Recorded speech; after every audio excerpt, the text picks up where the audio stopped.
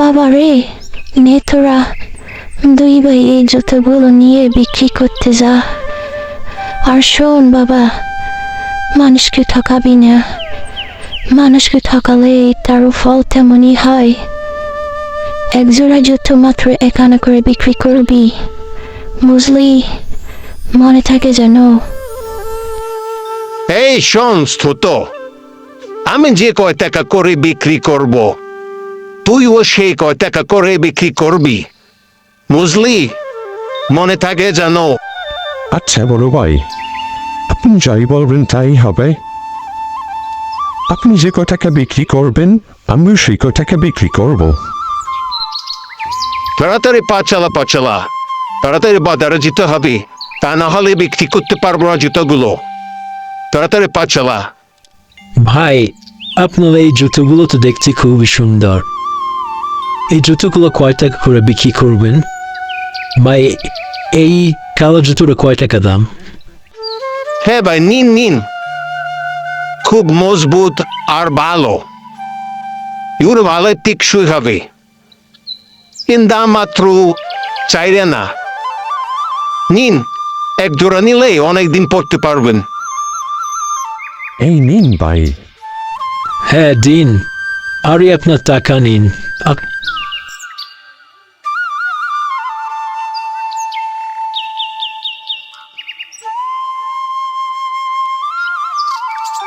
বড় ভাই, এটা আপনি কি করলেন? মা তো বলছিল এক জোড়া জুতো মাত্র 1 আনা বিক্রি করতে, আর আপনি সেই জুতো 4 আনা বিক্রি করলেন। এটা মানুষকে ঠকানো হলো না? এটা করা উচিত হয় নাই বড় ভাই। চুপ করছো তো, ছোট ছোটর মতই থাকবি। তুই ব্যবসা কি বুঝবি? তুই আমার সাথে থাকলে থাকবি, আর না থাকতে চলে যাবি, কেউ বাধা দিবে না। তবে আমার সাথে থাকলে বেশি কথা বলা যাবে না, বুঝলি? হ্যাঁ বড় ভাই, আপনি ঠিকই বলছেন। আমি কালকে থেকে আপনার সাথে আর আসবো না। আপনার এই হারাম ব্যবসা আমি খাবো না। আমি কালকে থেকে নতুন জুতো বিক্রি করা শুরু করব, বুঝলেন? আমি আর আপনার সাথে কালকে থেকে আসবো না। যাক বাবা, ভালোই হইল। আজকের দিনটা মনে হচ্ছে ভালো যাবে। আকাশে কোনো মেঘ নাই। যাই যাই, তাড়াতাড়ি করে পা চালাই। জুতোগুলো বিক্রি করতে হবে, বিক্রি করে বাড়ি ফিরতে হবে তাড়াতাড়ি। ভালোই হলো, আজকে বোকাটা আসে নাই। আজকে সব জুতো অনেক দামে বিক্রি করব। ও থাকলে শুধু কানে কাছে এসে ফানোর করে, কিছুই বুঝে না, শুধু যে যা বলে সে তা শুনি। ভাই, আপনার জুতোগুলো তো অনেক সুন্দর দেখা যাচ্ছে। এগুলো কয় টাকা করে ভাই? কি দামে বিক্রি করতে চান আপনি? আরে ভাই, এই জুতোর মতো আর কোনো ওখানে এই জুত পাবেন না। নিয়ে নিন, একেবারে সস্তায় দিচ্ছি, মাত্র 4 আনা। ভাই, একটু বেশি দাম হল না? এত দাম কেন? ভাই, জুতোগুলো একটু ভালোই বটে, দামও একটু বেশি, বুঝলেন ভাই? তারপরে আরাম পাবেন, নিয়ে যান। হ্যাঁ ভাই, আমাকে 1 জোড়া দিন। ভালো হবে তো? ভালো হলে আমাকে 1 জোড়া দিন। হ্যাঁ ভাই, এই জুতোগুলো পরে অনেক আরাম পাবেন, নিয়ে যান, খুব ভালো।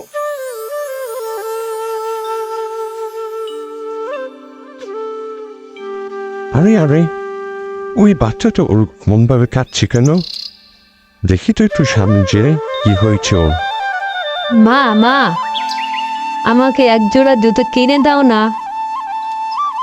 মাটির গরমে মা আমার পা পুড়ে যাচ্ছে, আমাকে 1 জোড়া জুতো কিনে দাও।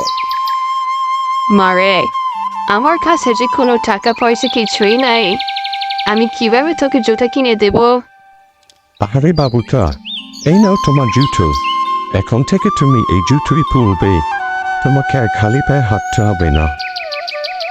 মাহিরে, আমার কাছে তো কোনো টাকা পয়সা নাই, আমি এখন আপনাকে কিভাবে টাকা দিব? না বোন, টাকা লাগবে না। আমিও তো ওকে উপহার হিসাবে দিচ্ছি। ও টাকা লাগবে না আমার।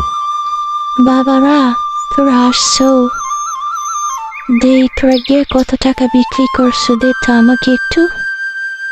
মা, আমি সব জুতো বিক্রি করেছি, তাও দ্বিগুণ লাভে। আর ছোট কি করছে জানো? ছোট জুতো বিক্রি না করে মানুষদেরকে বিলাই দিতেছে। ওই রকম করলে কিভাবে চলবে? আরে বড় সমস্যা নাই, আস্তে আস্তে ব্যবসা শিখে নিবে। কালকে তোরা আবার যাবি। নে এখন শুয়ে পড়তো বা। এই জুতা নিন, মাত্র 1 আনা মজবুত জুতা নিন। আরে আরে, ওখানে জুতা এত কম দামে দিচ্ছে। চল চল, সবাই জুতা কিনতে চাও। ভাই, আমাকে এক জোড়া জুতা দিন। হ্যাঁ ভাই, সবাইকে দিচ্ছি, নেন, সবাই নিয়ে নেন। বাবারে, রোদের কারণে আমার পা পুড়ে যাচ্ছে।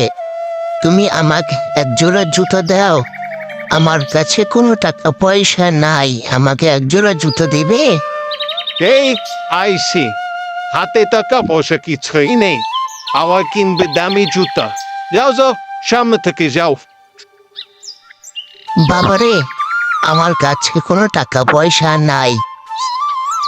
আমার পা রোদে পুড়ে যাচ্ছে, হাঁটতে পারছি না, পায়ের তলা উড়ে যাচ্ছে।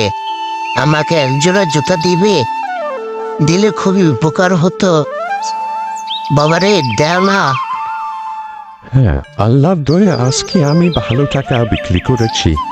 আপনি এমন এক জোড়া জুতো নিলে আমার কিছুই হবে না। নিন, আপনাকে আমি এই এক জোড়া জুতো দিলাম, এটা পরেন আপনি। বাবারে, আমার জুতা লাগবে না। আমি যার জন্য এসেছি তা সফল হয়েছে। বাবা, তুমি অনেক ভালো, তোমার মন পরিষ্কার, তুমি মানুষকে সেবা যত্ন করো। তোমার এই সেবা যত্নে আমি খুশি হয়ে আমি তোমার জন্য দোয়া করছি। তুমি জীবনে বড় কিছু করতে পারবে। হয়ে গেল বাবা, আমি এটা কি দেখলাম? যাই, বাড়ির দিকে যাই, মাকে যে বলে ছোট ভাই তার হালাল ব্যবসার জন্য সে একটা ভালো বাড়ি করতে পারে এবং সবাই তার জন্য দোয়া করে। আর বড় ভাই, সে হারাম ব্যবসা করত, মানুষকে ঠকাইয়া হয়তো, এই কারণে তাকে সবাই ঘৃণা করত এবং তার জন্য সবাই বদ্ধ করত। এই জন্য সে কোনো কিছুই করতে পারে না জীবনে, সে একটা পুরে ঘরে পড়ে থাকে সারাটা জীবনে।